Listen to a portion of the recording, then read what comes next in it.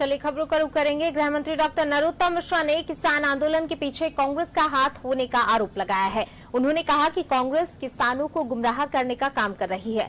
मंत्री मिश्रा ने आरोप लगाया कि कांग्रेस ने हमेशा धोखा दिया है। एमपी, राजस्थान, पंजाब और कर्नाटक में कांग्रेस ने यही किया है। उन्होंने कहा कि सभी कृषि बिल किसानों के हित में है। ये बात किसानों को समझ में आ जाएगी तो लगे हाथ उन्होंने कमलनाथ पर भी निशाना साधा। क्या कुछ कहा, आइए आपको सुनवाते हैं।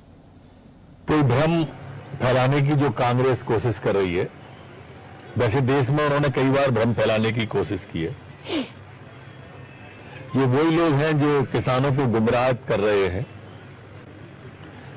जो कभी असहिष्णु शब्द लाते हैं, कभी अवार्ड वापसी वाले आ जाते हैं,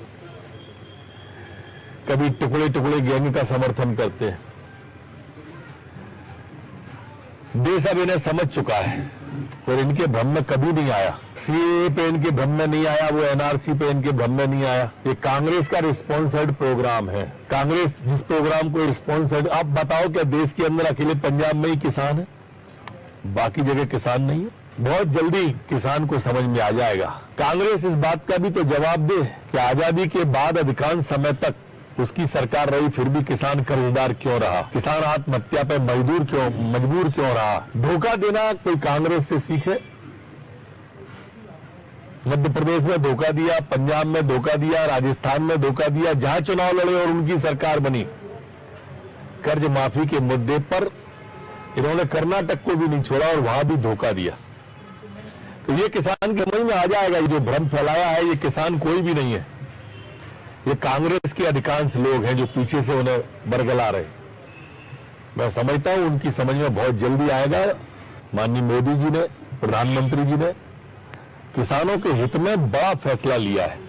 पहली बार क्रांतिकारी निर्णय, किसान मंडी में आए, एमएसपी पे बेचे, समर्थन मूल्य पर बेचे, बाजार में बेचे, घर पर बेचे।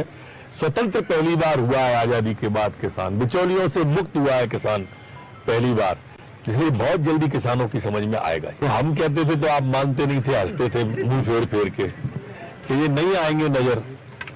अब वो मासिक हो जाएंगे, कुछ दिन बाद तिमाही होंगे, फिर छमाही होके वार्षिक हो जाएंगे। वो फिर कमलनाथ जी का आप ट्रेड, अगर देखो मैंने उस समय भी कहा था कि 10 के बाद ये चले जाएंगे, चार्टर तैयार है, पर नहीं मानी। कांग्रेस मध्य प्रदेश में दिग्भ्रम की स्थिति में है। मैंने उस समय कहा था कि ये वाटरलू साबित होगा कमलनाथ जी के उपचुनाव के परिणाम। कल्पना करोगे 60 हजार, 63 हजार से कांग्रेस के कैंडिडेट हारे, 50 हजार से कांग्रेस के कैंडिडेट हारे। रिकॉर्ड है वोटों का प्रतिशत में। देखो कमलनाथ जी ने शायद वो प्रतिशत का अंतर देख लिया होगा, इसलिए चले गए। कोई भ्रम फैलाने की जो कांग्रेस